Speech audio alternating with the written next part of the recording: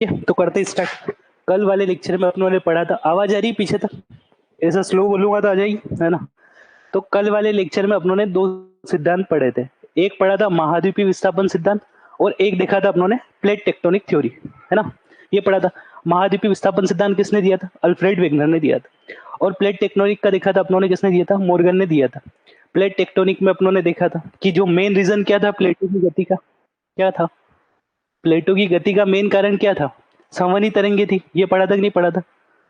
Answer देना तो लगे कि हाँ अपनों ने कल कुछ पढ़ा है ना। प्लेटों की गति का मुख्य कारण क्या था? संवहनी तरंगे थी, है ना? क्या था करके रुको ना, तो आपको आंसर देना है उसमें। प्लेटों की गति का मुख्य कारण क्या था? संवहनी तरंगे थे, ठीक है। ये अपनों ने देखा था। प्लेटों के टाइप्स पढ़े थे। कितने टाइप की प्लेटें होती? दो टाइप की प्लेटें होती। एक स्थलीय होती है, एक किससे होती? महासागरीय होती। स्थलीय प्लेट किससे बनी होती? सिलिका और एल्यूमिनियम से बनी होती। और महासागरीय प्लेट बनी होती सिलिका और मैग्नीशियम से बनी होती। क्लियर इतना? ये देखा था। स्थलीय प्लेट कैसे होती? थोड़ी हल्की होती। और महासागरीय प्लेट कैसे होती? भारी होती। क्योंकि वो भारी तत्वों से मिलकर बनी हुई है, इसलिए कैसे होती?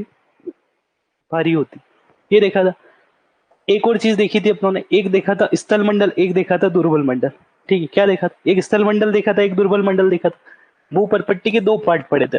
जब भूपर पट्टी देखी थी, दो पार्ट पढ़े थे। एक ऊपरी क्रस्ट, एक निचली क्रस्ट। पढ़ा था कि नहीं पढ़ा था?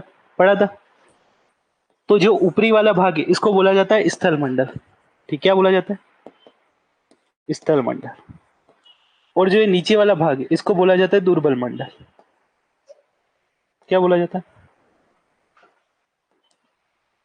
दुर्बल मंडल बोला जाता है ना। क्लियर है कि नहीं? पढ़ा था अपनों ने कल। दुर्बल मंडल की अवस्था कैसी? ये लिक्विड फॉर्म में देखने को मिलता है। कैसे देखने को मिलता है? लिक्विड फॉर्म में। ये लिक्विड फॉर्म में, इसीलिए स्थल मंडल क्या कर रहा है? उसके ऊपर फ्लोट कर रहा है, तैर रहा है। ये अपनों ने पढ़ा था कल। ठीक है, तो इसी से जुड़ा हुआ अपना कॉन्सेप्ट है। अपनों ने कल प्लेटो की गति पढ़ी थी। उसमें अपनों ने देखा था कौन सी एक होती है, कौन सी? कौन कौन सी गतियां पढ़ी? एक पढ़ी थी कौन सी? विनाशात्मक गति पढ़ी थी। एक रचनात्मक प्लेट पढ़ी थी, जो कैसे जा रही थी? एक प्लेट इधर, एक प्लेट इधर जा रही थी, है ना? एक विनाशात्मक और एक संरक्षी प्लेट पढ़ी, तीनों पढ़ी थी। आज वहीं से अपन उठाने वाले, है ना? तो आज का अपना टॉपिक है ज्वालामुखी। क्या है? ज्वालामुखी। अब मेरी बात सुन। अब एक प्लेट इधर जा रही, एक प्लेट इधर जा रही, तो बीच में दरार बन रही कि नहीं बन रही? दरार बन रही। दरार से ये दुर्बल मंडल का लावा ऊपर आएगा कि नहीं आएगा? तो ये ज्वालामुखी का एक टाइप हो जाएगा आपके, है ना? इस टाइप से पूरा पढ़ने वाला। सबसे पहले समझ लेते ज्वालामुखी होता है क्या, डेफिनेशन फॉर्म में देख लेते हैं, ठीक है? तो कल ही मैंने बता दिया था ज्वालामुखी क्या होता है। जैसे ये अपनी अर्थ है ना, ये अपनी अर्थ, ये सरफेस वाला एरिया हो गया। अब प्रेशर कुकर जो रहता है अपना, जैसे ऐसे समझो कुकर रहता है अपना। कुकर में अपन दाल डालते हैं, पानी डालते हैं, गैस पे चढ़ा देते हैं, है ना?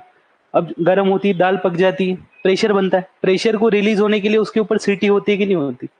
होती है प्रेशर कुकर के। इसी टाइप से अर्थ में भी कुछ ऐसे वीवर या छिद्र हुए, जिससे क्या होता है? जिससे जो दुर्बल मंडल का जो प्रेशर है वो क्या हो सके? रिलीज हो सके। तो ऐसे प्राकृतिक छिद्र होते हैं। कैसे होते हैं? ऐसे नेचुरल पोर्स होते हैं। जैसे ये पोर हो गया, ये ऐसे नेचुरल पोर्स होते हैं जहां से क्या होता है? दुर्बल मंडल का लावा बाहर निकलता है। तो उन्हें किस नाम से जाना जाता है? ऐसे छिद्रों को ज्वालामुखी, वीवर या छिद्र के नाम से जाना जाता है। इसे ज्वालामुखी भी बोल देते हैं, ठीक? क्या होता है ज्वालामुखी छिद्र? ये क्लियर है कि पृथ्वी पर कुछ ऐसे पोर्स होते हैं जिससे क्या होता है? दुर्बल मंडल का लावा बाहर निकलता है।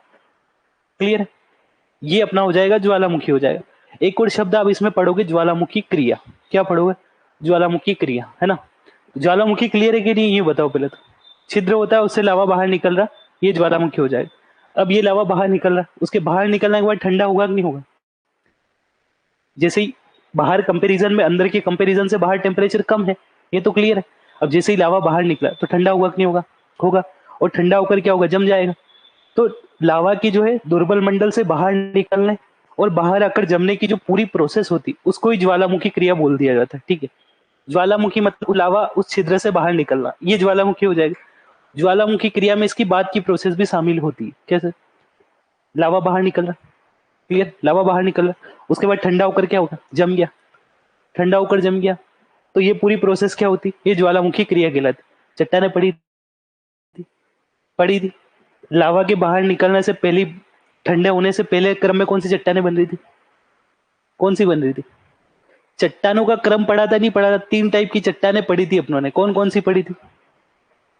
आग्नेय पड़ी थी, अवसादी पड़ी थी, और एक और रूपांतरित या कायांतरित चट्टाने बनी। उसमें पहले नंबर की कौन सी पड़ी थी? आग्नेय चट्टान। उसमें पढ़ा था ना कि लावा बाहर निकल रहा है, ठंडा हो रहा है, उससे कौन सी चट्टाने बन रही? आग्नेय चट्टाने। तो आग्नेय चट्टाने बनने तक की जो प्रोसेस होती वो किसके अंतर्गत शामिल होती? ज्वालामुखी क्रिया के अंतर्गत शामिल होती। क्लियर है? इतना क्लियर है कि नहीं? खाली अपनों ने डेफिनेशन फॉर्म में देखा। अब ये वाला ऊपर वाला पढ़ लो। देखो, ज्वालामुखी क्या होता है? एक वीवर या छिद्र होता है जिससे लावा, अब लावा अकेले तो नहीं निकलेगा, उसके साथ गैसेस भी निकलेगी, कुछ धूल भी निकलेगी, है ना? इस टाइप की सारी क्रिया होती है। तो वो सभी क्या होते हैं? जलवाष्प होता है, उसका उद्गार होता है, ये सभी क्या कहलाते हैं? ज्वालामुखी कहलाते हैं। एक टर्मिनोलॉजी आती है, कौन सी? ज्वालामुखी क्रिया आती है। ठीक। ज्वालामुखी क्रिया क्या होती? इस पृथ्वी के आंतरिक भागों से मैग्मा और गैस उत्पन्न होने से लेकर भूपटल के नीचे, नीचे से लावा के सारा ऊपर आना, ऊपर आके कौन सा? शीतल या ठोस होने की जो समस्त प्रक्रियाएं होती वो किसके अंतर्गत शामिल होती? ज्वालामुखी क्रिया के अंतर्गत शामिल होती। जो अपनों ने समझा वही लिखा है, इसमें किसी को किसी प्रकार का कोई डाउट है क्या? क्लियर है? बढ़े आगे। तो ये सारी चीजें होती, ये क्लियर है ना? अब लावा का उद्भव, अब देखो, जो लावा अंदर से निकल रहा है वो दो तीन प्रकार का लावा हो सकता है आपका। कैसे हो सकता है? दो तीन प्रकार का लावा हो सकता है। एक प्रकार का लावा मेग्ना में डिफरेंस क्लियर है कि नहीं? सबसे पहले तो वो समझो, लावा आता है कैसे, ये भी देख लेते। सबसे पहले दो चीजें समझो, है ना? कितनी चीजें? सबसे पहले यहाँ आप दो चीजें पढ़ोगे, एक पढ़ोगे मेग्मा। क्या पढ़ोगे? मेग्मा। एक पढ़ोगे आप लावा। पहले ये दो चीजें क्लियर कर ले, उसके बाद आपके प्रश्न का उत्तर देते हैं। ठीक है? मेग्मा क्या होता है? जैसे ये अपनी अर्थ की सरफेस है, इसके नीचे दुर्बल मंडल है, ये स्थल मंडल। जब तक लिक्विड फॉर्म किसमें? जब तक अर्थ के नीचे रहेगा, अर्थ के नीचे रहेगा दुर्बल मंडल में, वो चीज क्या कहलाएगी? आपकी मेग्मा कहलाएगी। क्या कहलाएगी? मेग्मा कहलाएगी। मतलब जब तक जो पूरा मटेरियल है, जैसे मान लो जो भी लावा निकल रहा, लावा निकल रहा बाहर, लावा से पहले की कंडीशन क्या कहलाएगी? मेग्मा कहलाएगी। पहले की कंडीशन माने जब तक वो धरती के नीचे है दुर्बल मंडल में, तब तक क्या कहलाएगा वो? मेग्मा कहलाएगा। इतना क्लियर है? मेग्मा कोई आपसे पूछ ले तो आपके क्लियर है कि नहीं? क्लियर है आपके? क्लियर है? मेग्मा क्या होता है कि दुर्बल मंडल में जो भी मटेरियल उपस्थित है उसको मेग्मा बोल देंगे। इतना क्लियर? उसके बाद जैसे ही लावा, ये मेग्मा बाहर निकला, किस पे? अर्थ पे आ गया, ज्वालामुखी के माध्यम से अर्थ पे आ गया, है ना? उसके बाद जैसे ही अर्थ पे आया, ये क्या कहने लग जाएगा? तो मेग्मा जैसे ही धरती पे आया, उसका नाम क्या हो जाएगा? लावा हो जाएगा। एक भाई है, उसका एक का नाम जो है बबलू भी है, वीरेन भी है ना? क्या? बबलू भी, वीरेन भी है ना? जब तक वो घर पे है उसका नाम बबलू है। क्या है? बबलू है। दो नाम का एक आदमी, एक बबलू भी नाम है, वीरेन भी नाम है ना? जब तक वो व्यक्ति घर पे है तब तक उसे किस नाम से घर वाले क्या बोलेंगे? बबलू बोलेंगे। अब जैसे ही व्यक्ति घर से बाहर निकला, कहा? स्कूल गया, कॉलेज गया, स्कूल में उसका नाम लिखा हो वीरेन, तो स्कूल वाले दोस्त उसे क्या बोलेंगे? वीरेन बोलेंगे कि नहीं बोले? वही प्रोसेस है। क्या? नाम एक ही है, काम दो है। जब तक घर में है मतलब मेघमा है, जैसे ही बाहर निकला घर से, क्या हो गया? लावा हो गया। ठीक है? बबलू वीरेन के एग्जाम्पल से क्लियर है कि नहीं है? क्लियर है? इसी टाइप से आपको दो नाम देखने को मिले। अब जो ये लावा है, ये दो टाइप का हो सकता है। कितने टाइप का? दो प्रकार का हो सकता है। एक होता है अम्लीय, अम्लीय प्रकार का, और एक होता है आपका क्षारीय प्रकार। चीजें दो टाइप की हो सकती है, या तो अम्लीय होगा, अब क्षारीय। अब मन में आ रहा हो सर आपने चक्के देखा क्या कि अम्लीय के क्षारीय? चक्के नहीं देखा। अम्लीय होता है, क्षारीय होता है। सिलिका की मात्रा के आधार पर डिसाइड करते हैं कि अम्लीय के क्षारीय, है ना?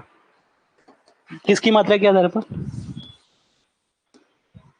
सिलिका की मात्रा के आधार पर।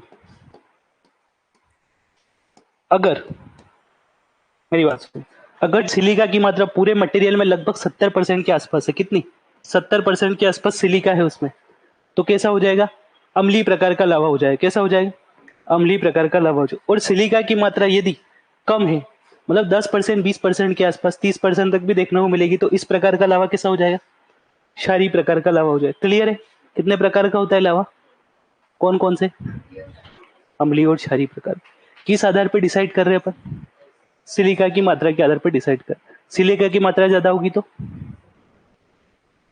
अम्लीय हो जाए, और सिलिका की मात्रा कम होगी तो क्षारीय हो जाए। क्लियर? इतना क्लियर है कि नहीं? क्लियर? अब जो सिलिका की मात्रा है ना, इसके बहने की गति को डिसाइड करेगी। ठीक है? ये सिलिका की मात्रा इसके बहने की गति को डिसाइड करेगी, ये बोला। सिलिका की मात्रा अगर ज्यादा होगी तो जो अपना लावा है वो धीमी गति से फ्लोट करेगा, धीमी गति से चलेगा, मतलब उद्गार हो रहा लावा। अगर उसमें सिलिका की मात्रा ज्यादा है तो वो कैसे जाएगा? धीमी गति से जाएगा।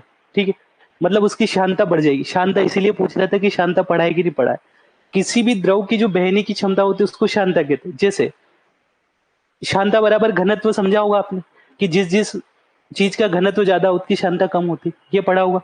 जैसे ऐसे समझो, पानी है और शहद है आपका, कौन सा, पानी और शहद है। पानी को अगर जमीन पर ढोलोगे तो तेजी से बहेगा कि नहीं बहेगा, बह जाएगा। अगर यही चीज आप शहद के साथ करोगे तो शहद धीमी गति से बहेगा। क्यों बहेगा? क्योंकि उसकी शांतता, शांतता किसी भी द्रव का वह गुण होता है जो द्रव की बहने की गति का क्या करता है, विरोध करता है। ये आपकी डेफिनेशन हो जाएगी शांत। क्लियर है शांत? तो अगर किसी जो है लावे में सिलिका की मात्रा ज्यादा होगी तो उसकी शांतता कैसे हो जाएगी, ज्यादा हो जाएगी। शांतता ज्यादा होगी मतलब धीमी गति से बहेगा। और किसी लावे में अगर सिलिका की मात्रा कम होगी तो उसकी शांतता कैसे हो जाएगी, कम हो जाएगी, अर्थात वो तेज गति से बहेगा। ये क्लियर है कि नहीं क्लियर है? यहीं से आपका कॉन्सेप्ट मिल रहा है। क्लियर है कि नहीं क्लियर? अब मेरी बात सुनो, अम्लीय और क्षारीय हो गया है ना। अब आपका प्रश्न लेते हैं सर लावा कहाँ से आता? लावा यहीं से आता। दुर्बल मंडल देखा ना अपनों ने, प्लेटें पड़ी थी, प्लेटें, ये देखा था कि कैसे टेम्परेचर इंक्रीज हो रहा पृथ्वी का। सब पृथ्वी की जब आंतरिक संरचना पड़ी तब सारी चीजें क्लियर करी थी मैंने। वहीं से लावा आ रहा है। ठीक है, कैसे आ रहा है? कैसे आ रहा है? एक छिद्र या पाइप होता है, उसके माध्यम से दुर्बल मंडल का लावा बाहर आ रहा है। क्लियर है? वो लावा कैसे बन रहा है? कल प्लेटें पड़ी थी, बेनी ऑफ जोन पढ़ा था कि नहीं पढ़ा था? बेनी ऑफ जोन पढ़ा था ना। प्लेटें अंदर जा रही है, दुर्बल मंडल के संपर्क में आ रही है, मेल्ट हो रही है, उसके बाद वो मेग्मा, लावा मेग्मा में परिवर्तित हो रही है। पढ़ा था कि नहीं पढ़ा? जिस स्थान पे परिवर्तित होती है ना उसको बेनी ऑफ जोन के नाम से जाना जाता है। कैसे? बेनी ऑफ जोन। बेनी ऑफ जोन का कोई आपसे पूछ ले तो आपके क्लियर है कि नहीं? क्लियर है? लावा कितने टाइप का होता है? दो टाइप का। कौन कौन सा? ठीक है, अम्लीय और क्षारीय। किसके आधार पर डिसाइड कर रहे हैं? सिलिका के आधार। अगर सिलिका की मात्रा ज्यादा है तो कैसा होगा, उसकी शांतता कैसी होगी, ज्यादा होगी। और सिलिका की मात्रा कम है तो शांतता कम होगी। इतना क्लियर है? अब मेरी बात सुन, अब लावा के दो तीन प्रकार से विस्फोट हो सकता है। अब मान लो अम्लीय प्रकृति का लावा है। कैसा? अम्लीय प्रकृति का लावा, वो बाहर निकल रहा है तो उसकी शांतता कम होगी, धीरे धीरे बहेगा। जब धीरे धीरे विस्फोट, तो विस्फोट के साथ बहेगा कि नहीं बहेगा? विस्फोट के धीरे धीरे आएगा फिर विस्फोट करेगा। तो ऐसे लावा जो भी कैसा अम्लीय प्रकार का होता है हमेशा कैसे होता है, विस्फोट के साथ बाहर निकलता है। कैसे? तोड़ते हुए बाहर निकलता है, विस्फोट के साथ बाहर निकले। और अगर क्षारीय प्रकार का लावा है, कैसा? क्षारीय प्रकार का लावा, तो क्या धीरे धीरे निकले? ये धीरे धीरे निकलेगा क्योंकि इसकी शांतता ज्यादा होती। और क्षारीय प्रकार के लावा की शांतता कैसी होती, कम होती, तेजी से निकलेगा। तो वो क्या हो, तेजी से निकलेगा। तो इस प्रकार का लावा कैसे निकलेगा, आराम से निकलेगा, मतलब दरारी प्रकार का निकलेगा, मतलब धीरे धीरे आराम से जल्दी जल्दी निकल जाएगा, पानी जैसे हो गया। ठीक है, ये क्लियर है कि नहीं? और समझेंगे अपन। ये इतना क्लियर है कि नहीं क्लियर है? अगर अम्लीय लावा है तो कैसा, विस्फोट के साथ निकलेगा, इतना ध्यान। और क्षारीय लावा है तो आराम से निकल जाएगा, कोई किसी प्रकार की उसको परेशानी नहीं आई। अब इसमें देखो, देखो अब ज्वालामुखी से लावा का उद्गार कैसे हो सकता है? एक केंद्रीय विस्फोट के रूप में हो सकता है, एक दरारी उद्भेदन के रूप में हो सकता है। ठीक है, अब मेग्मा में क्या सिलिका की मात्रा ज्यादा है, ऊपर ज्वालामुखी में विस्फोट देखने को मिलेगा। ये लिखा हुआ है, अपनों ने क्या समझा, यही समझा कि नहीं समझा? बस वही चीज है। अब मेरी बात सुनो, अब ये अपनों ने एक और चीज देखी थी, कौन सी? लावा के बारे में समझा था, वही लिखा हुआ। ज्वालामुखी उद्गार के समय भूगर्भ में स्थित तरल पदार्थ क्या कहलाता है? मेग्मा कहलाता है। और वही जब मेग्मा धरातल पर आ जाता है तो उसे किस नाम से जाना जाता है? लावा के नाम से जाना जाता है। अब लावा ठंडा होगा, अब लावा बाहर निकलेगा, ठंडा हुआ, ठंडे होने के पश्चात किस प्रकार की चट्टानों का निर्माण करें? आग्नेय चट्टानों का निर्माण करेगा, वही आगे लिखा होगा, ये आग्नेय चट्टानों का निर्माण। सिलिका के आधार पर लावा दो प्रकार का हो सकता है। कौन कौन से टाइप होते हैं वो देख लेते हैं। एक होता है एसिड लावा, एक होता है आपका कौन सा, बेसिक लावा। वही अम्लीय क्षार है ना, इंग्लिश नाम लिखे हुए। देखो एसिड प्रकार का लावा कैसे होगा, गाढ़ा चिपचिपा होगा। क्यों होगा? क्योंकि उसमें सिलिका की मात्रा ज्यादा, वही चीज लिखा हुआ। क्लियर? इसी टाइप से बेसिक लावा का हल्का पतला हो, धरातल पर शीघ्रता से फैलने वाला होगा, क्योंकि इसमें सिलिका की मात्रा कैसी होगी, कम देखने को मिले। ये क्लियर है कि नहीं क्लियर? ठीक है, अब मेरी बात सुन, ये आपकी अर्थ की सरफेस हो गई, ये पूरी अर्थ की सरफेस होगी, यहाँ छिद्र है। ठीक है, अब इससे कोई लावा मेग्मा बाहर निकल, क्लियर? अब बाहर क्या कैसे कैसे निकल सकता है, मेरी बात सुन। अब जैसे मेग्मा बाहर निकल, तो अकेला मेग्मा तो बाहर नहीं निकलेगा, उसके साथ कुछ पदार्थ भी आएंगे। अकेला मेग्मा थोड़ी आएगा, उसके साथ कुछ पदार्थ भी आएंगे, जैसे गैसेस आएगी, उसके साथ क्या आएगी, गैसें आएगी, उसके साथ जलवाष्प आएगी, जलवाष्प और गैसें साथ में निकलेगी, ठीक है, गैसें जैसे कार्बन हो गया, एसिड हो गया, आपकी इस टाइप की गैसें निकलेगी। उसके अलावा क्या निकलेगा, जलवाष्प निकलेगा, क्लियर।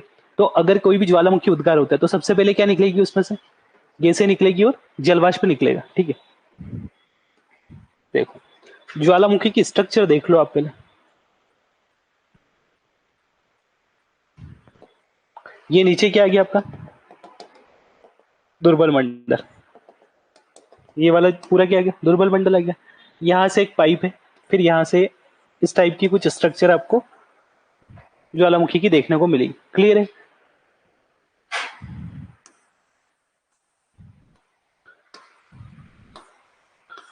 अब ये पाइप है कि नहीं है, क्लियर। ये पाइप नजर आ रहा है कि नहीं आ रहा है, पहले तो ये बताओ।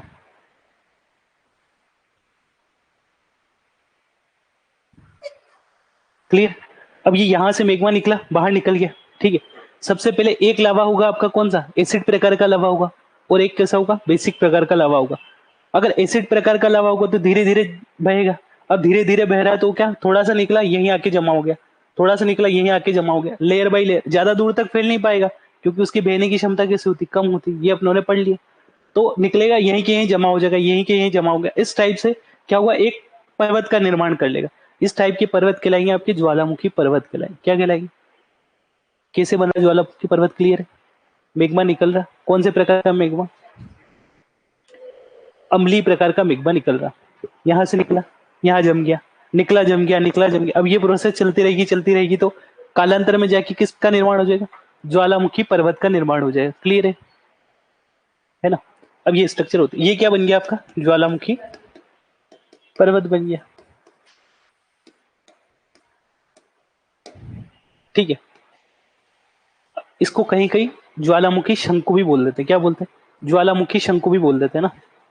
तो एक और क्या हो जाएगा, पर्वत या ज्वालामुखी शंकु, दोनों नाम हो जाएंगे, ठीक है। ये इसका क्या हो गया, मुंह हो गया, है ना। ये मुंह हो गया कि नहीं हो गया, यहाँ तो यहाँ पे एक स्ट्रक्चर होती है। अब ये मुंह हो गया, यहाँ एक जो खड्डा होगा उसको किस नाम से जाना जाता है, उसको क्रेटर के नाम से जाना जाता है, किस नाम से, क्रेटर के नाम से जाना। ये जो मुंह होता है ना, जहां से ये नली, एक तो ये नली जहां खुल रही ना, जो मुंह बना ना, उसको किस नाम से जाना जाता है, क्रेटर के नाम से। तो अगर क्रेटर कोई पूछ ले आपसे तो क्या बोलोगे, क्लियर है क्रेटर क्या होता है, क्या बोलोगे, वो तो अपन पीडीएफ में पढ़ ही लेंगे डेफिनेशन फॉर्म में। क्रेटर क्लियर है कि नहीं, क्लियर है, क्लियर है, क्लियर है। अब ये क्रेटर है, अब मान लो यहाँ से ज्वालामुखी उद्गार हो रहा, अपनों ने पढ़ा कि जो अम्लीय प्रकार का लावा होता है विस्फोट के साथ निकलता है। अब यहाँ से आ रहा, फिर तोड़ के निकल रहा है, इसको तोड़ के कालांतर में ये जो है क्रेटर चौड़ा हो जाएगा। तो जब ये चौड़ा हो जाता है तो इसको जाना जाता है कोल्डेरा के नाम से, किस नाम से जाना जाएगा, कोल्डेरा बोला जाता है। क्रेटर का बड़ा भाई क्या हो जाएगा, कोल्डेरा हो जाएगा, कोल्डेरा, क्लियर है। कालांतर में क्रेटर जो है चौड़ा हो जाएगा तो उसे किस नाम से जाना जाएगा, कोल्डेरा के नाम से जाना जाएगा, क्लियर। जब ये कोल्डेरा और ज्वालामुखी उद्गार हुआ, और ज्वालामुखी उद्गार हुआ, ये और चौड़ा हो गया, तो फिर इसे सुपर कोल्डेरा के नाम से जाना जाए, किस नाम से, सुपर कोल्डेरा के नाम से जाना जाए। ये आपका हो गया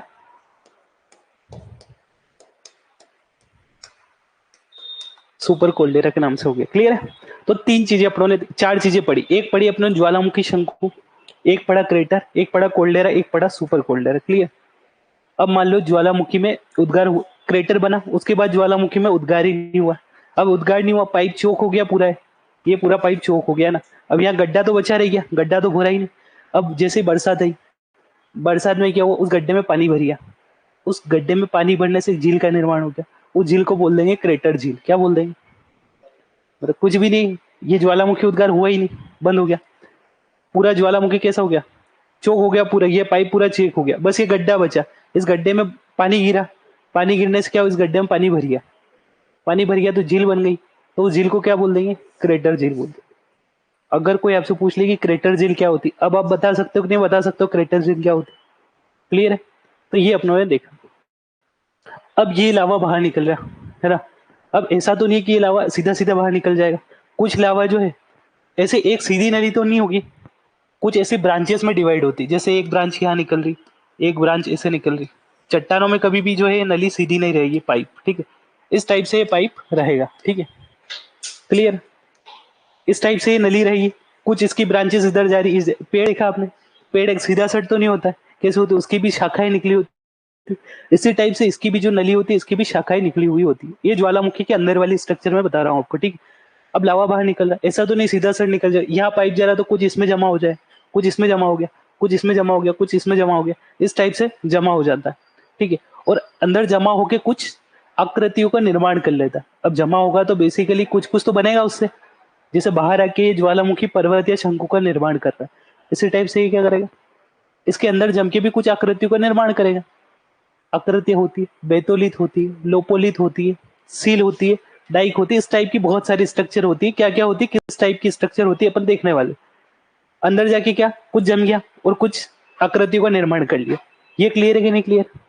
आग्नेय चट्टाने पढ़ा था, आग्नेय चट्टाने ऊपर ऊपर से देख ली थी। आग्नेय चट्टानों के टाइप्स होते हैं, जो हमें बाहर दिखती हो कैसी, बाह्य आग्नेय चट्टाने हो जाती है ना, और जो अंदर दिखती। अब आग्नेय चट्टान दो प्रकार की होती है, बाह्य आग्नेय चट्टाने, आंतरिक आग्नेय चट्टान। बाह्य वाली तो देख लिया था, बेसाल्ट रॉक वगैरह पढ़ा था अपनों ने उसमें एग्जाम्पल। एक होती है उसमें आंतरिक प्रकार की आग्नेय चट्टान। आंतरिक प्रकार की क्या, जैसे ये लावा अंदर जम गया, इससे कुछ स्ट्रक्चर बन गई। अब मन में आ रहा होगा सर अंदर स्ट्रक्चर बनी, हमें कैसे पता चलेगा? तो अपने अर्थ में एक क्रिया होती है, जैसे आपने पढ़ा होगा अपर्दन की क्रिया होती, अपर्दन की क्रिया होती। अब यहाँ से मिट्टी हटती जा रही, हटती जा रही, हटती जा रही अपर्दन के, तो कभी न कभी ये स्ट्रक्चर बाहर तो आइए, तो बाहर आइए, तो ऐसी कालांतर में ऐसी स्ट्रक्चर अंदर रही होगी जब भी तो बाहर आई है। तो उससे हम अनुमान लगा सकते हैं कि ये स्ट्रक्चर क्या रही, अंदर रही होगी। तो ये जो अंदर वाली स्ट्रक्चर होती है, इन्हें किस नाम से, इन्हें आंतरिक आग्नेय चट्टानों के नाम से जाना जाता है। कैसे? आंतरिक आग्नेय चट्टानों के। तो आग्नेय चट्टाने दो टाइप की हो गई, एक बाह्य आग्नेय चट्टान, एक आंतरिक आग्नेय चट्टान। अब आंतरिक आग्नेय चट्टानों की कौन कौन से टाइप होती है, या ज्वालामुखी की आंतरिक संरचना किस किस प्रकार की निर्माण कर रही? बेथोलित का निर्माण करती, बेथोलित। जैसे अब ये जम रही, तो मान लो ये गुम्बद के आकार की जम गई, ऐसे ऐसे जम गई डोम शेप में, ये आपकी नली है। अब कुछ ऐसे डोम शेप में जम गई इस टाइप से, चट्टाने उठी यहाँ जम, अब किसी भी प्रकार से जम सकती, जैसा उसके अंदर स्ट्रक्चर होगी, खाली स्पेस होगा, वैसे लावा जाएगा और अंदर जम जाएगा।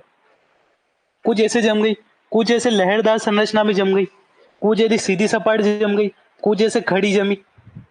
तो इस टाइप से इनकी जो आकृति के बेस पे इनके अलग अलग नाम दिए गए हैं ना। जैसे गुम्बद आकार में जमी तो बैथोलित हो जाएगा, लहरदार संरचना में जमी तो लेफोलित हो जाएगा, है ना। खड़ी जमी ऐसे खड़ी, तो उसको डाइक बोल देंगे। ऐसे आड़ी जमी तो सील बोल देंगे उसको। क्लियर है कि नहीं? इस टाइप की स्ट्रक्चर बन जाती। इतना क्लियर है कि नहीं? तो ये ज्वालामुखी से कौन कौन सी चीजें बन रही है उनके बारे में अपनों ने डिस्कस करा। एक क्या बन गया, ज्वालामुखी शंकु बन गया। क्रेटर कैसे बना ये क्लियर है, क्रेटर झील कैसे बनी ये क्लियर है, कोल्डेरा कैसे बना ये क्लियर है कि नहीं क्लियर, और सुपर कोल्डेरा कैसे बना ये क्लियर है कि नहीं है? क्लियर। मध्यवर्ती आग्नेय चट्टाने क्लियर है, मध्यवर्ती आग्नेय चट्टाने क्लियर है। मध्यवर्ती आग्नेय चट्टान दो टाइप पड़े थे। या ज्वालामुखी की आंतरिक संरचना में कौन कौन सी चीजें, एक तो डोम शेप में जमा, एक लहरदार जमा, एक सीधा जमा, एक खड़ा जमा, सील डाइक वगैरह, बेतोलित, लोफोलित, देखा ना अपना। वो सारी चीजें क्लियर है कि नहीं क्लियर है? ठीक है, ये अपनों ने देख लिया कि ज्वालामुखी से कौन कौन सी चीजें निकल या बनती है, ये हो गया। अब मान लो यहाँ से लावा निकला, अब ये लावा निकला तो अकेले लावा नहीं निकलेगा, इसके साथ कुछ पदार्थ भी निकलेंगे। क्या निकलेंगे? सबसे पहले निकलेगी गैसेज और जलवाष्प निकलेगी। क्या निकलेगी? गैसें निकलेगी और जलवाष्प निकलेगी। क्लियर। जलवाष्प क्या होता है? पानी का भाप, पानी का जो भाप या जो गैसीय स्वरूप को जलवाष्प बोल देते हैं। उसके साथ कुछ निकलेगी गैसें, जैसे कार्बन डाइऑक्साइड वगैरह, ये सारी गैसें निकलेगी। किसी भी ज्वालामुखी में सबसे ज्यादा उद्गार होगा तो सबसे पहले गैसें और जलवाष्प निकलेगी। ये क्लियर है कि नहीं क्लियर है? और सबसे ज्यादा मात्रा में भी गैसें और जलवाष्प ही निकलती है किसी भी ज्वालामुखी से। क्लियर है? ठीक है, क्लियर है कि नहीं क्लियर है? अब देखो ये निकल रहा, इसके साथ अपनों ने देखा था किस अम्लीय प्रकार का ज्वाला लावा होता है, एक क्षारीय प्रकार का लावा होता है। अम्लीय प्रकार का लावा धीरे धीरे बहता है। अब यहाँ से लावा निकल रहा निकल रहा निकल रहा, अब कुछ निकला नहीं, यहाँ इस नली में जमा हो गया। लावा निकलने की क्षमता होती, अंत में बिल्कुल लावा खत्म हो गया कि अब निकलने वाली कंडीशन ही नहीं बची, और यहाँ इस नली में थोड़ा थोड़ा जमा हो गया। तो अब जैसे यहाँ से उद्गार होगा तो सबसे पहले वो जो जमा हुआ लावा उसको बाहर फेंकेगा नहीं फेंकेगा? बाहर फेंकेगा पहले तो, यहाँ से प्रेशर ज्यादा लग रहा, यहाँ कुछ पार्ट जमा हो गए, यहाँ फंस गए, यहाँ फंस गए, यहाँ फंस गए। अब यहाँ से मैग्मा आ रहा, फिर एकदम स्पीड से आ रहा, तो इनको बाहर फेंकेगा नहीं फेंकेगा। ये जो पदार्थ बने ना, इनके अलग अलग नाम होते। जैसे अगर जो ये बीच का जो मैग्मा जमा हुआ है, अगर ये मटर के दाने के समान है, कैसा है, मटर के दाने साइज के ऊपर इनके अलग अलग नाम रखे हुए हैं। अगर ये मटर दाने के समान है तो इसको बोल देंगे लेपिली। क्या बोल देंगे? मटर के दाने के समान है, क्या बोल देंगे? लेपिली बोल। समझ आ रहा है? आ रहा है? लेपिली बोल देंगे, ठीक है। देखो ये हो गया, लेपिली बोल देंगे। देखो मटर के दाने के समान है तो कैसे, लेपिली बोल देंगे। अगर साइज में बहुत बड़े बड़े हैं, कैसे, साइज में बहुत बड़े बड़े, अगर प्रेशर से बाहर फेंक रहे तो उनको बोल देंगे ज्वालामुखी बम बोल देंगे। कैसे? बम बोल। किसी के ऊपर गिर जाए तो मर जाए हो, तो इसीलिए इनको क्या बोल देंगे, बम बोल देंगे, है ना। तो जो अगर चट्टान के बड़े टुकड़े बाहर निकल के फेंके तो उसको क्या बोल देंगे, ज्वालामुखी बम बोल देंगे। अगर टुकड़े मटर के दाने के समान हो तो उनको क्या बोल देंगे, लेपिली बोल देंगे, ठीक है। एक आपने देखा होगा बहुत सी बार कि कहीं मंदिर में जाते हो या कहीं जाते हो कि बहुत सारे पत्थर होते हैं जो क्या करते हो, पानी के ऊपर तैरते रहते हैं। देखा है कभी ऐसे पत्थर देखे जो पानी के ऊपर तैरते हैं? घर जाके सर्च करके मोबाइल पे देखना, बहुत सारे ऐसे पत्थर होते हैं जो पानी के ऊपर तैरते हैं। वो पत्थर पानी के ऊपर क्यों तैरेंगे? कोई भी चीज पानी के ऊपर कैसे तैरेगी? उसका घनत्व अगर पानी से कम है तो पानी के ऊपर तैरने लग जाएगी। सौरमंडल पढ़ा था, एक ग्रह पढ़ा था आपने, कौन सा ग्रह पढ़ा था? शनि पढ़ा था, शनि पढ़ा था। हाँ, शनि ग्रह पानी में तैरता है, क्यों तैरता है? तो इसी प्रकार से एक पत्थर होता है, प्यूमिस पत्थर बोलते हैं उसे। क्या बोलते हैं? प्यूमिस पत्थर। वो भी इसी क्रिया से निर्मित होता है, ज्वालामुखी क्रिया से।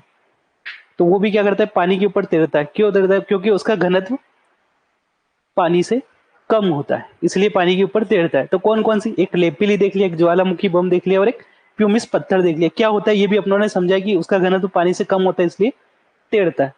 इसी टाइप से निकलती धूल और राख, ये देख लिए। और एक लावा निकलता है। देखो ज्वालामुखी क्रिया संबंधित ज्वालामुखी बम समझ लिया अपनों ने। क्या होता है कि चट्टान से निकले बड़े बड़े टुकड़े होते हैं। लेपिली देख लिया, मटर के दाने या अखरोट के दाने के समान होते हैं। प्यूमिस पत्थर क्या होता है, चट्टानी टुकड़े होते हैं जिनका घनत्व पानी से कम होता है, इसलिए पानी पर क्या करते हैं, तैरते हैं। क्लियर है कि नहीं? धूल या राख होती, इनके बारे में तो समझना ही नहीं कुछ। लावा होता है, तो लावा के बारे में अपन सब कुछ समझ चुके हैं। क्लियर है कि नहीं क्लियर है? और देखो देखो अपनों ने पढ़ा था ना, ये ज्वालामुखी इस टाइप से निकल रहा है। ये ज्वालामुखी की स्ट्रक्चर नजर आ रही कि नहीं आ रही? नहीं आ रही होगी, अभी रुको और क्लियर करते हैं इसको।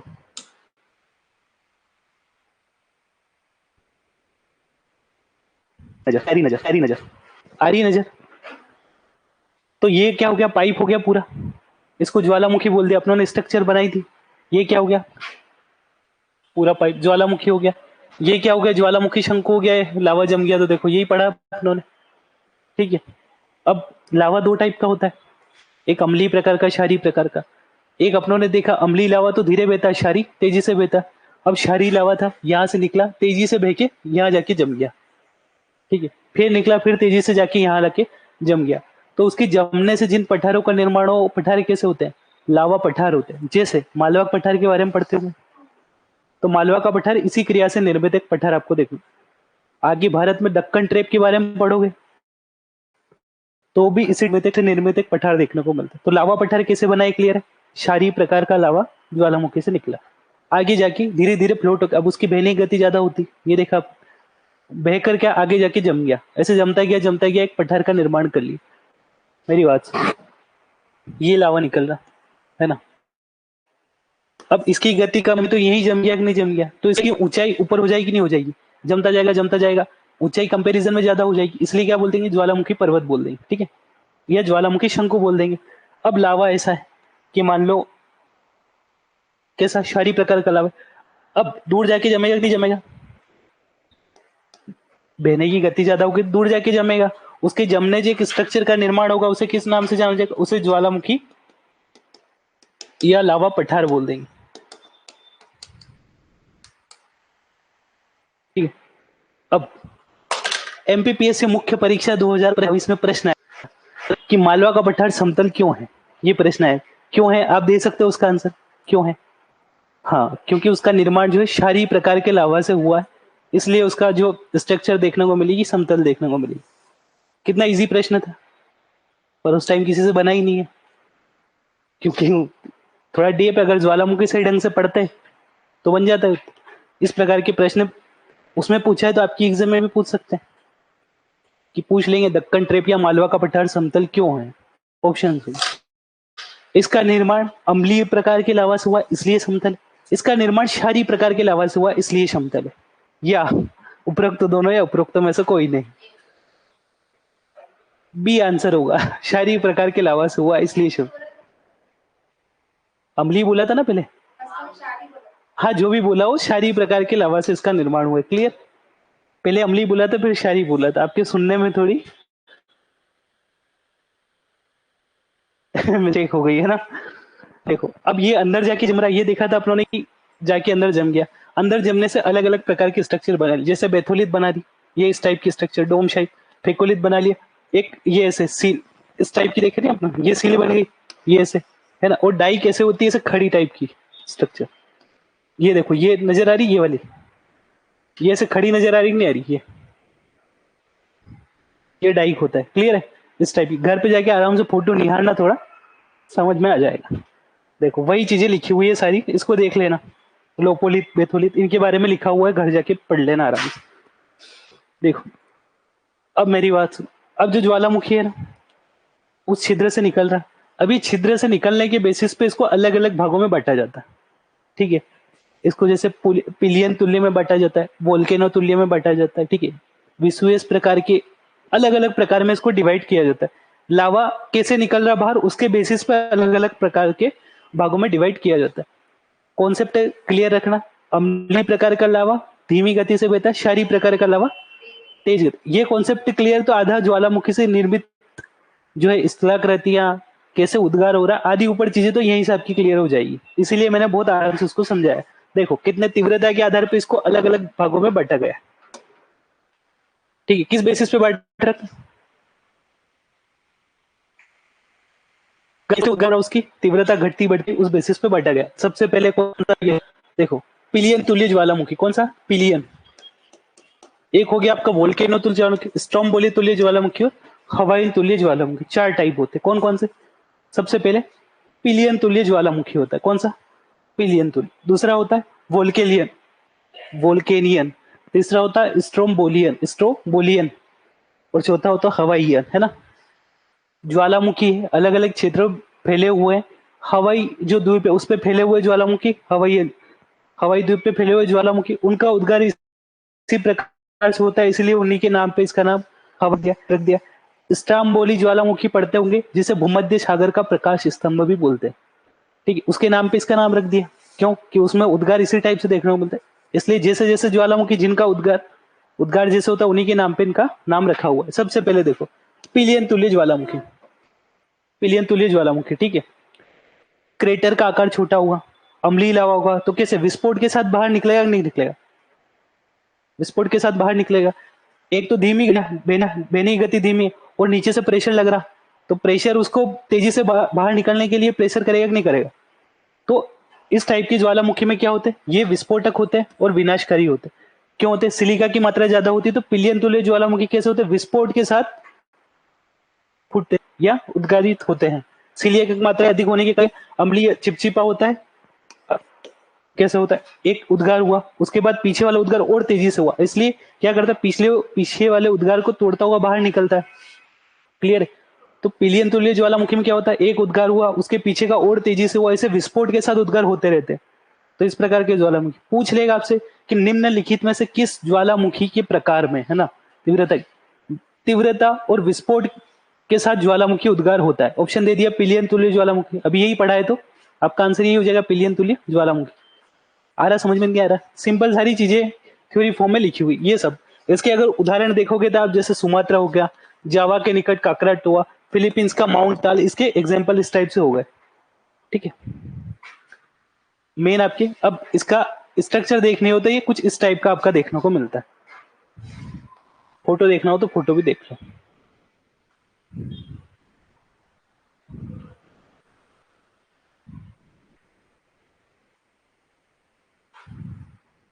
फोटो क्लियर है। अब दूसरा आता है स्ट्रोम्बोली तुल्य ज्वालामुखी। अब इसमें लावा होता है अम्लीय से लेके क्षारीय तक, दोनों प्रकार का लावा का मिक्सचर होता है। तो दोनों का मिक्सचर होगा तो इसकी स्पीड थोड़ी सी कम होगी पीली तुल्य से, होगी कि नहीं होगी, क्योंकि इसमें क्षारीय लावा भी मिक्सचर देखने को मिल रहा है, तो इसकी स्पीड थोड़ी सी कम होती है किससे, पिलियन तुल्य से, क्योंकि क्षारीय भी मिला होता है, इसलिए इसकी स्पीड सामान्यतः क्या कम ही देखने को मिलती। अपनों ने पढ़ा था कि जो है ज्वालामुखी का जो है बीच में ऐसे जम जाता है, लेपेली ज्वालामुखी बम, इनके बारे में पढ़ा था। अगर इस टाइप की ज्वालामुखी में अगर इस प्रकार की स्ट्रक्चर या बीच में कोई ऐसा रोड़ा नहीं आया तो इसमें प्राय आपको विस्फोट वगैरह देखने को मिलेंगे, आराम से ज्वालामुखी का उद्गार हो जाएगा। ठीक, वही हुआ देखो, इसके मार्ग में अगर रुकावट नहीं आए तो इसमें विस्फोट या उद्गार देखने को नहीं मिलता है, अगर आ गया तो फिर थोड़ा बहुत विस्फोट हो सकता है। क्लियर है कि नहीं? नहीं है क्लियर? आपके एक नहीं क्लियर, ईमानदारी से बताओ, एक बार और बता दो ना। पिलियन तुल्य ज्वालामुखी क्लियर है कि नहीं? क्लियर है, क्लियर है। कैसा होता है, उसमें अम्लीय प्रकार का लावा होता है, इसलिए क्या करेगा, पिछला उद्गार दूसरे उद्गार को तोड़ते हुए ज्यादा, उसके एक उद्गार हुआ उसके बाद और तेजी से हुआ, ऐसे स्पीड से होता है, तो विस्फोट होंगे कि नहीं होंगे? विस्फोट होंगे। विस्फोट होंगे तो क्रेटर और चौड़ा हो जाएगा। ठीक, इस प्रकार से विस्फोट को तोड़ते हुए उद्गार होता है। कौन से होंगे? पिलियन तुल्य ज्वालामुखी में विस्फोट होता है। दूसरा होता है अपना स्ट्रोम्बोली तुल्य ज्वालामुखी, इसमें लावा का प्रकार होता है अम्लीय और क्षारीय दोनों का मिक्सचर पाया जाता है। क्लियर है? क्षारीय माने तेजी से बहेगा, अम्लीय माने कम स्पीड से बहेगा, ये क्लियर है। अब ये विस्फोट हो रहा, अब इसमें क्या होता है, अपनों ने देखा था अगर इसके मार्ग में कोई रुकावट आ गई, मान लो मार्ग में कोई रुकावट आ गई, तो इसमें विस्फोट हो जाएगा, छोटा मोटा विस्फोट होगा, जब तक ये मार्ग के अवरोध दूर नहीं हो जाए तब तक विस्फोट होगा, उसके बाद फिर नॉर्मल गति से अपना ये लावा बाहर निकलता रहेगा। अगर विस्फोट ही नहीं आई, अगर कोई मार्ग में अवरोध ही नहीं आया तो आराम से रहेगा, फिर विस्फोट होंगे क्या? नहीं होंगे, वही चीजें लिखी हुई।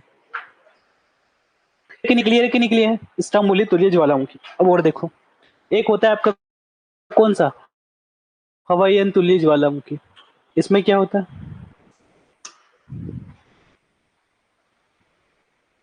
ये हवाईयन तुल्य ज्वालामुखी आपका हो गया।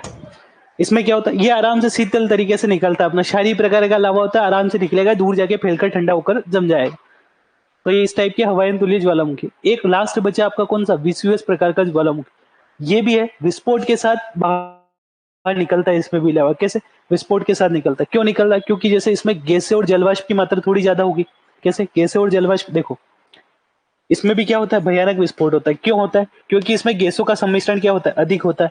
अब गैसों का सम्मिश्रण अधिक होगा तो पहले गैसें बाहर निकलेगी विस्फोट से, जैसे ही गैसें बाहर निकलती है तो ऊपर निकलती है, गैसें गैसें बाहर ऊपर फेंकाएगी, तो ऊपर फेंकाएगी कैसे, बादल के जैसी स्ट्रक्चर बना लेती, कैसी, फूल गोभी जैसी स्ट्रक्चर बना लेगी गैसें। ठीक है, वही चीजें लिखी हुई है, इसका फोटो भी देख लेंगे।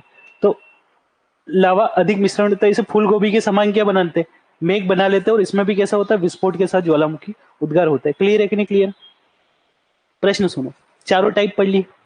निम्नलिखित में से किस ज्वालामुखी में, निम्नलिखित में से किस ज्वालामुखी में किसी भी स्थिति में, निम्नलिखित में से किस ज्वालामुखी में किसी भी स्थिति में विस्फोट देखने को नहीं मिलेगा, है ना, क्या विस्फोट देखने को नहीं मिलेगा? प्रश्न क्लियर है? लिख के बताऊंगे, बोल दिया तो क्लियर। निम्नलिखित में से किस ज्वालामुखी में विस्फोट देखने को नहीं मिलेगा, ये प्रश्न है। अब ऑप्शन सुनना, पिलियन तुल्य ज्वालामुखी, स्ट्राम्बोली तुल्य ज्वालामुखी, हवाईयन तुल्य ज्वालामुखी और विसुवियस प्रकार के ज्वालामुखी, किसमें नहीं मिलेगा? ऑप्शन सुना एक बार। पहला ऑप्शन है आपका पिलियन तुल्य ज्वालामुखी, है ना, ये तो हो ही नहीं सकता क्योंकि इसमें तो अपनों ने पढ़ा है विस्फोट के साथ होगा। दूसरा स्ट्रोम्बोली तुल्य ज्वालामुखी, इसमें भी हो सकता है कि अगर मार्ग में अवरोध आए तो कभी कभी तो विस्फोट देखने को मिल सकता है। तीसरा ऑप्शन है आपका कौन सा, विसुवियस प्रकार के ज्वालामुखी, तो इसमें सीधा लेकर गैसों का मिश्रण ज्यादा होता है इसलिए विस्फोट देखने को मिलता है। चौथा ऑप्शन है हवाईयन तुल्य ज्वालामुखी, इसमें विस्फोट देखने को नहीं मिलेगा क्योंकि लावा कैसा होता है, क्षारीय होता है, आसानी से निकलकर दूर जाकर ठंडा हो जाए। इस टाइप के प्रश्न भी आपकी एग्जाम में आ सकते हैं। अपन बहुत अच्छा लेवल पढ़ रहे हैं, ऐसे से सीजीएल तक का लेवल पढ़ रहे हैं। ठीक, अब अच्छा लेवल का पढ़ेंगे तो बढ़िया है, अगर अच्छे क्वेश्चन भी बने तो भी अपने से सही होने की प्रायिकता रहेगी। अगर नॉर्मल पढ़ के जाएंगे कि मैं आपको आऊंगा 4-5 ज्वालामुखी के नाम लिखा के चले जाऊंगा तो भी सही नहीं रहेगा। अगर अपन टाइप्स पढ़ेंगे तो आपके कॉन्सेप्ट अगर क्लियर होंगे तो अगर प्रश्न ऐसा रेंडम आ भी गया तो आप कर पाओगे कि नहीं कर पाओगे? कर पाओगे। 4 टाइप पढ़ लिए, किसके आधार पे पढ़े? तीव्रता के आधार पे पढ़े। क्लियर है?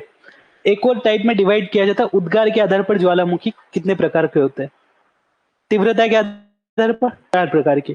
अब एक और क्लासिफिकेशन पढ़ रहे अपन, उद्गार के आधार पर। कैसे? उद्गार के आधार पर 3 टाइप के होते हैं, मतलब लावा कब कब बाहर निकल रहा है, लावा निकल रहा है कि नहीं निकल रहा है ना, लावा निकल रहा है, लावा निकल रहा है कि नहीं निकल रहा है, या निकलने की संभावना बनी हुई है। देखो क्लास में बैठो, है ना, 3 टाइप के स्टूडेंट हो सकते हैं क्लास में बैठे हुए, है ना। एक तो हो सकते हैं कि क्लास में एकदम एक्टिव है, सर पढ़ा रहे, बिल्कुल सब समझ में आ रहा है उनके, क्लास के बीच में कोई सा भी अभी तक पढ़ा है, कोई सा भी प्रश्न उनसे पूछ लो तो सब एकदम एक्टिवता से आंसर दे देंगे अपना। तो ऐसे प्रकार के एक्टिव स्टूडेंट हो गए कि नहीं हो गए? हो गए। दूसरे प्रकार के होते हैं सुषुप्त, जो सुषुप्त प्रकार के, मतलब कैसे? आधी टाइम तो ध्यान दे रहे हैं, आधी टाइम ध्यान ही नहीं दे रहे, आधी टाइम देख रहे हैं कि बस का टाइम हो गया, 2 बज गए, घर जाना है ना एक तो हो गया, मतलब आपके ऊपर नहीं ऐसे, है ना तो बुरा मान भी लो तो मेरा क्या, है ना तो एक इस टाइप के होते हैं, है ना, कि मतलब आपका थोड़ी देर तो ध्यान जा रहा है कि घर पे जा रहा, कि यार खाने का टाइम हो गया, मेरे 2 बज गए अब तो, ना आधे टाइम क्लास में जा रहा कि सर बहुत स्पेशल चीज बता रहे हैं, पढ़ लेता हूँ। तो इस टाइप की ज्वालामुखी, मतलब आपसे मैं प्रश्न पूछूंगा ऐसे कैसे सुषुप्त प्रकार के, आधे टाइम क्लास में एक्टिव हो ना आधे टाइम नहीं हो। क्लियर है? तो एक प्रकार ये हो गया आपका सुषुप्त प्रकार का।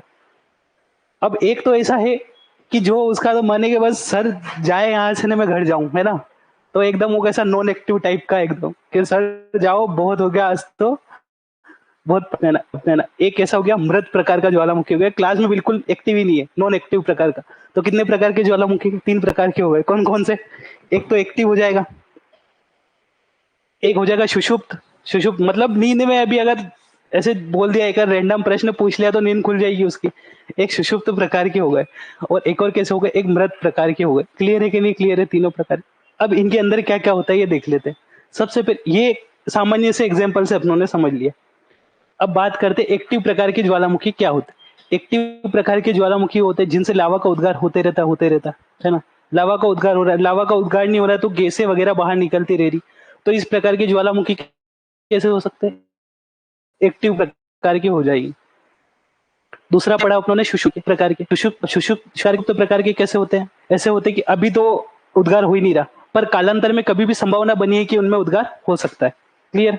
और तीसरे प्रकार के तो ऐसे है कि जो मर गए हैं, उनमें कभी उद्गार ही नहीं होगा, उनके जो ज्वालामुखी जो पूरी नलिका है, ये वाली, ये पूरी नष्ट हो चुकी है।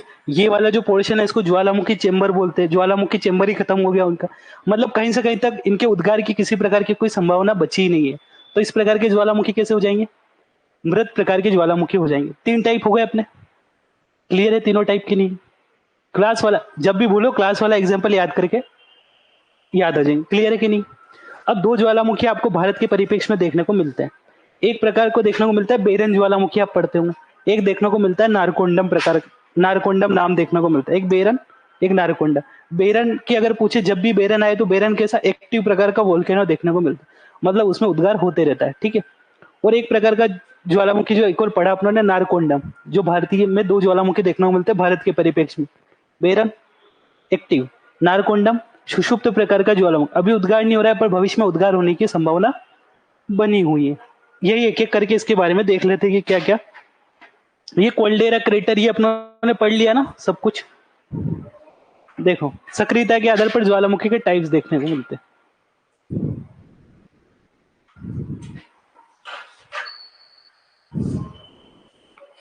है ना। एक्टिव वोल्केनो कैसे? Active volcano, active. अब ऐसे क्या, जिनसे लावा गैसें वगैरह क्या विखंडित पदार्थ सदैव निकलता रहता है, ऐसे प्रकार को एक्टिव वोल्केनो बोल देंगे। इसके एग्जाम्पल देख लो, जैसे लगभग 500 प्रकार की ज्वालामुखी इस प्रकार, अभी पूरे अर्थ में 500 ऐसे ज्वालामुखी जो इसके, जैसे सिसली में एक आपको देखने को मिलेगा, सिसली के लिपारी द्वीप पर स्ट्राम्बोली। स्ट्राम्बोली मैंने बोला था ना, स्ट्राम्बोली भूमध्य सागर का प्रकाश स्तंभ। स्ट्राम्बोली तुल्य ज्वालामुखी पढ़ा था कि नहीं पढ़ा था? वही स्ट्राम्बोली अपना इसका एक्टिव प्रकार की वोल्केनो। इसे भूमध्य सागर का प्रकाश स्तंभ भी बोला जाता है। क्यों बोला जाता है? रटोगे, इससे बढ़िया कॉन्सेप्ट समझ लो। भूमध्य सागर के आसपास देखने को मिलता है, जैसे ये अपना भूमध्य सागर है, ठीक है। यहाँ पे इटली वाला देश पड़ेगा, यहाँ पे इटली का एक द्वीप पड़ेगा लिपारी द्वीप। कौन सा? लिपारी द्वीप पड़ेगा। उस पे ज्वालामुखी देखने को मिलेगा। कौन सा? स्टाम्बोली ज्वालामुखी देखने को। अब कैसा एक्टिव प्रकार का ज्वालामुखी है, अब एक्टिव प्रकार का है तो मैग्मा का उद्गार होते रहेगा। अब मैग्मा का उद्गार हो रहा तो लाइट आएगी नहीं आएगी? मैग्मा लावा निकल रहा है तो आसपास रोशनी फैल जाएगी। और एक्टिव प्रकार का इसलिए क्या, लावा का उद्गार हो रहा, रोशनी फैलती रही, इसीलिए इसको क्या बोलते, अब रोशनी फैल रही तो प्रकाश आ रहा, उजाला हो रहा, इसीलिए इसको क्या लाइट स्तंभ भी बोल देता है। तो ये क्या हो जाए, भूमध्य सागर का प्रकाश स्तंभ हो गया। क्यों बोला? क्लियर?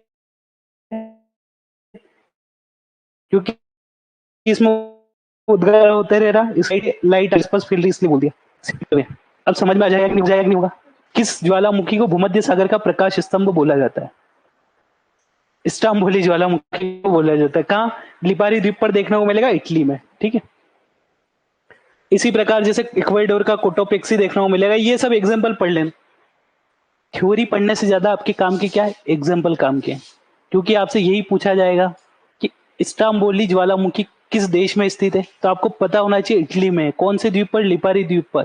इसी टाइप से आपको पता होना चाहिए कोटोपेक्सी ज्वालामुखी इक्वेडोर में है। कहाँ है? इक्वेडोर में। ठीक है, अब ये तो क्या जैसे पूछ लेगा एक्टिव क्या होता है, इस टाइप से भी पूछ सकता है। तो आपको ये भी पता होना चाहिए कि जैसे कोटोपेक्सी एक एक्टिव प्रकार का ज्वालामुखी, ऐसे एग्जाम्पल दे दिया आपसे कि जैसे एक एग्जाम्पल सक्रिय ज्वालामुखी का दे दिया, सुषुप्त का, मृत का दे दिया। सुषुप्त के दो दे दिए, एक एक्टिव का दे दिया, एक मृत का दे दिया। और आपसे प्रश्न पूछ लिया कि निम्नलिखित में से कौन सा एक्टिव वोल्केनो है। प्रश्न आ सकता है इस प्रकार का। तो आपने पता होना चाहिए कौन सा सक्रिय है कौन सा नहीं। और पता होने से पहले ये भी पता होना चाहिए कौन सा एक्टिव क्या होता है, सुषुप्त क्या होता है। इसीलिए अपनों ने पूरी थ्योरी ये पढ़ी है। एक होता है कौन सा आपका, सुषुप्त प्रकार का ज्वालामुखी, मतलब जो दीर्घकाल से सक्रिय नहीं है परंतु कभी भी क्या हो सकते, सक्रिय हो सकते। नारकोंडम के बारे में पढ़ा था ना, अंडमान निकोबार का, वही इसके अंतर्गत शामिल होता। जैसे बेरन के नाम से पढ़ा था अपनों ने भारतीय परिप्रेक्ष्य में, ये देख लेना इसमें एग्जाम्पल। और मृत प्रकार की ज्वालामुखी इनमें हजारों वर्षों से कोई उद्गार नहीं हुआ, पर कभी कालांतर में उद्गार हो सकता है। ये सारी चीजें रहने वाली, और इसके उदाहरण आप देख लेना। ये अब एक कॉन्सेप्ट और बच गया अपना, कौन सा? विश्व पर वितरण ज्वालामुखी का। ये टॉपिक और पढ़ लेते हैं, फिर आपकी क्लास खत्म, है ना।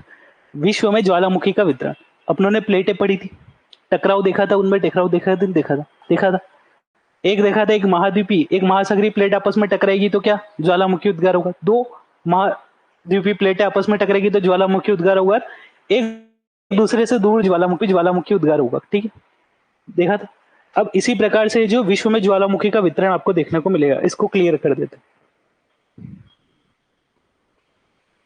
देखो, मुझे नहीं लगता विनाशात्मक प्लेट बोलूंगा तो वो पिक्चर आ जाएगी, नहीं आ जाएगी? विनाशात्मक प्लेटें टकरा रही, रचनात्मक दूर जा रही, ये पिक्चर आपके दिमाग में अब क्लिक होनी चाहिए, तभी अपनी क्लास सार्थक है, पिछली वाली नहीं तो कोई मतलब नहीं उसको पढ़ने का। देखो,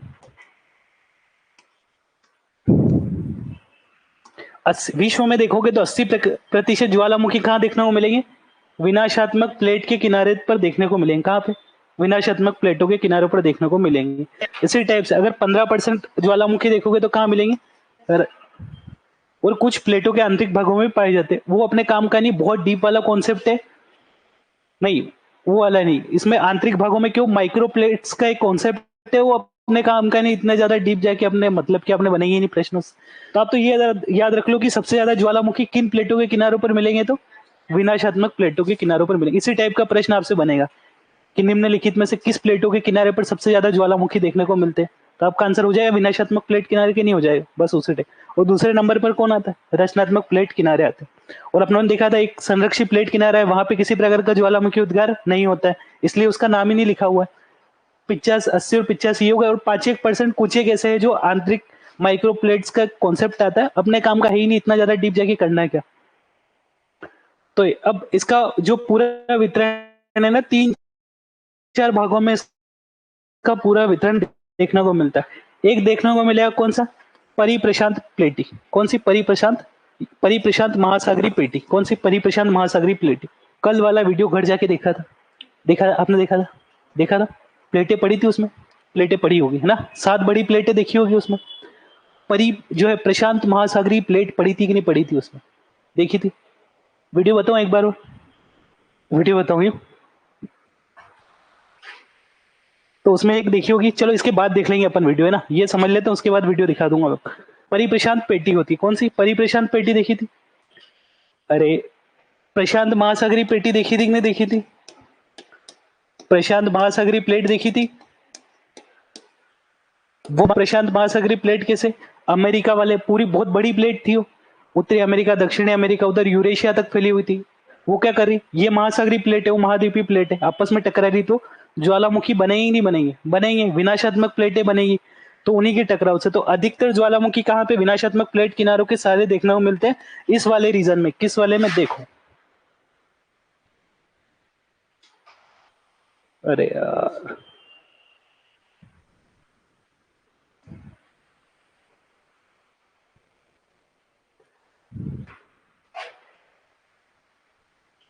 ये हमारी प्यारी अर्थ है। ये क्लियर आ रहा कि नहीं आ रहा नजर, इमेज पहले ये बताओ।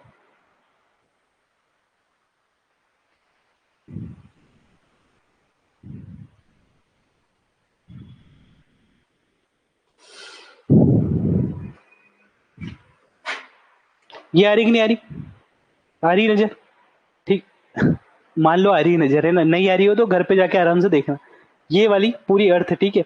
तो ये वाली जो पेटी है अपनी, कौन सी, ये वाली, ठीक है। ये यहाँ पे कौन सा महासागर है, प्रशांत। और एक इस साइड पे भी कौन सा देखना हो मुझे, पृथ्वी गोल है, ये तो क्लियर है ना, पृथ्वी गोल है। तो ये वाली जो है प्रशांत महासागरीय प्लेट है, ये किससे, उत्तरी अमेरिकन और दक्षिणी अमेरिकन और उत्तरी अमेरिकन प्लेट से टकरा रही है, जिससे क्या मिल रही है, ज्वालामुखी देखने को मिल रहे हैं। तो ये वाला जो है ना, ये वाला पोर्शन पूरा ऐसे ऐसे ऐसे ऐसे घुमा हुआ है, ये इस टाइप से। तो एक प्रकार के वलय का निर्माण कर रही है कि नहीं कर रही है, वलय का निर्माण कर रही है। तो विश्व के सर्वाधिक जो है आपको ज्वालामुखी इसी पेटी में मिलेंगे, जो आपकी कौन सी, परिप्रशांत पेटी देखने को मिलती, कौन सी, परिप्रशांत पेटी देखने को मिलती। क्लियर, उत्तरी अमेरिका, दक्षिणी अमेरिका और उत्तरी अमेरिका और कुछ एशिया वाला जो पोर्शन है अपना, उसमें फैली हुई देखने को मिलती। क्लियर। एक पेटी देखने को मिलेगी मध्य महाद्वीपीय पेटी, कौन सी, मध्य महाद्वीपीय पेटी। जैसे ये विसुवियस हो गया, इटली हो गया, इस्तांबुल हो गया, ये सभी इसके अंदर के शामिल होते हैं। बीच में आ रही इसलिए मध्य महाद्वीपीय पेटी बोल दिया इसको। क्लियर। एक परिप्रशांत पेटी, एक मध्य महाद्वीपीय पेटी हो गई आपकी, ठीक। क्लियर। ये दोनों पढ़ लेते हैं पहले कि क्या क्या होती है।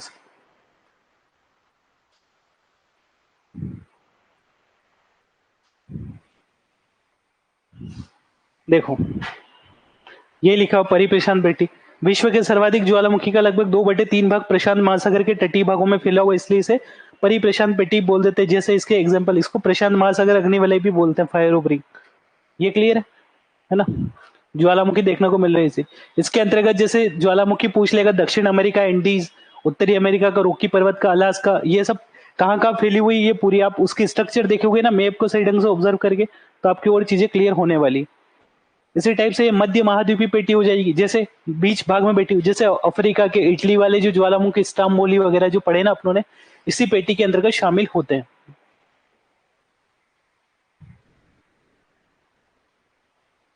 देखो, ये इस्तांबुली हो गया,